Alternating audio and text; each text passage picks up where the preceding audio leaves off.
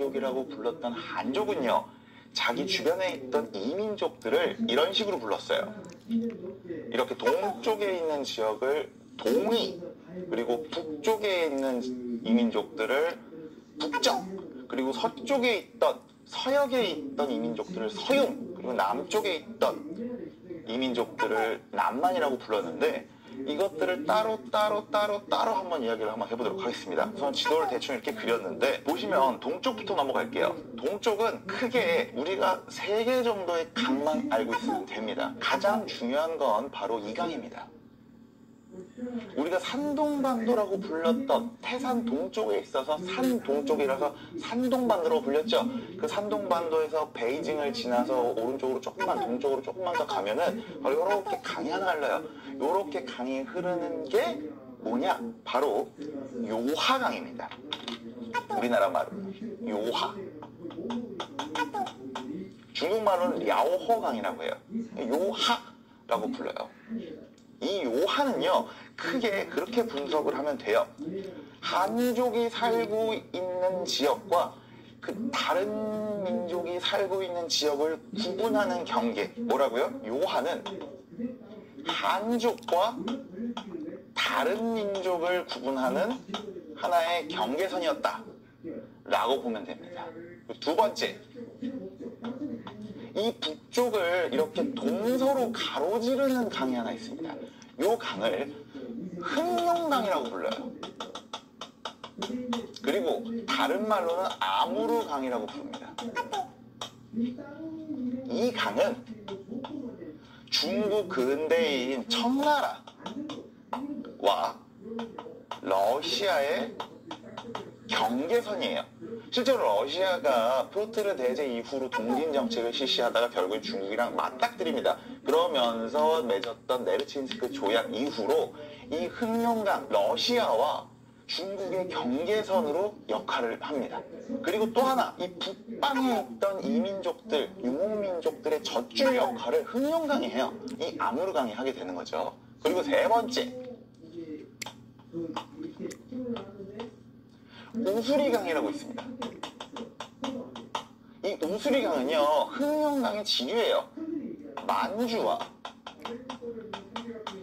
연해주를 구분하는 강 역할을 합니다.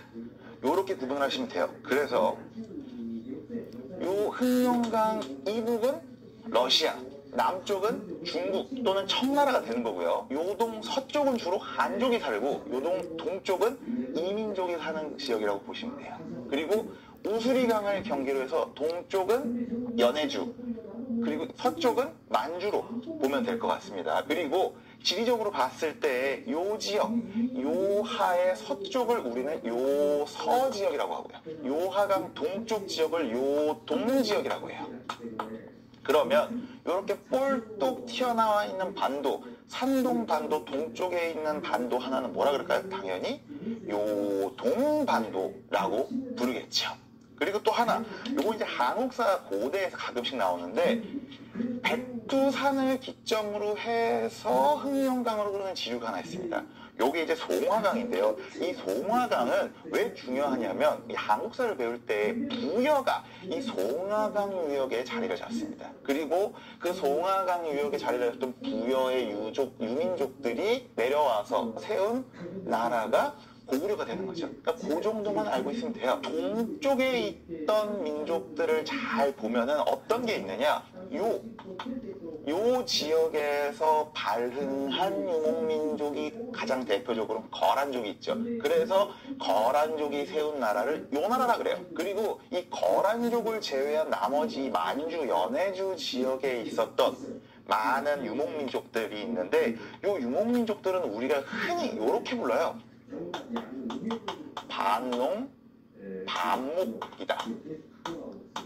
북쪽에 지냈던 유목민족들과 다르게 요 만주 지역, 그 연해주 지역에 있었던 유목민족들은 대부분 농사도 짓고 유목도 하는 그런 민족들이었습니다. 뭐 대표적으로 고대에는 말갈족들이 있었고요. 중세에는 여진족, 그리고 근세 넘어가면서는 만주족 등이 바로 요 지역에 있었던 유목민족들이었던 겁니다. 그리고 현대사로 넘어오면서 우리가 알아야 될 동북 삼성이라고 하는 지역 있죠? 동북 삼성.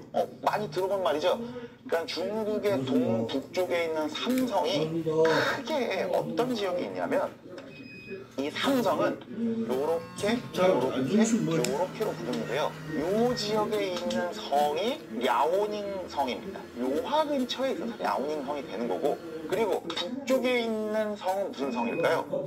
헤이룽장성, 흑룡강성이에요. 흑룡강에 있다 그래서 헤이룽장성. 그리고 이 가운데 있는 길림성, 지린성은 뭐가 있냐면 조선족 자치구가 있는 지역입니다. 그럼 이제 북쪽으로 넘어가 볼게요.